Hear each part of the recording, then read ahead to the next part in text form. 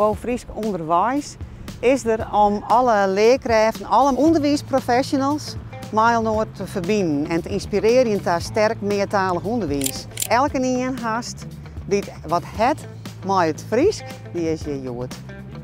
Ik verwacht je van Joert dat ik een protte informatie krijg over de wijze waarop het Fries jongen wordt. En ik had echt de gedachte dat ik daar Joert die toren opsteken kan. Ik wil wel eens zien hoe het in Blauhuis hier nog al contact heeft met het onderwijs. En ik wil gauw de kerken in om te zien wat er al hier op het programma staat. Het thema van de dag is Joert taalscherp lezen, dus baseerd op het boek Talenbewust lezen.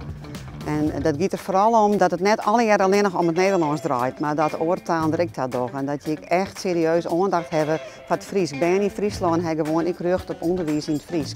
En we hebben gewoon een Fries feestje gebouwd met elkaar, Joert.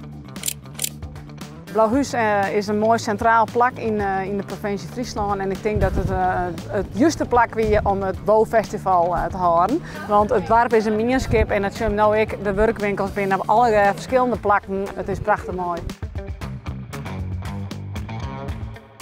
Nou, ik denk dat wij als volkshoeksene Friesen steeds maar ons pas vaak op lettere leeftijd realiseren dat we die Friese taal nodig hebben voor onze eigen identiteit.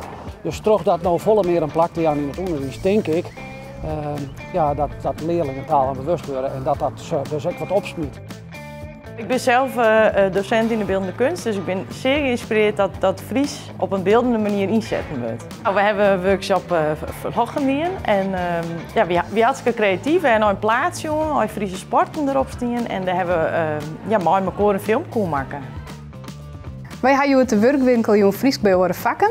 En wat mooi is van deze werkwinkel is dat wij laten mensen zien hoe ze het Fries en eventueel het Engels broeken kennen bij orenvakken. En daardoor krijg je een kwaliteitsslag en kun je efficiënter onderwijs aan. De reacties van de mensen zijn heel positief. Ze zijn enthousiast om dit mee te nemen naar hun team, van mensen die wat minder Friestalig binnen. En we hopen dat ze dit terugzetten in hun eigen team.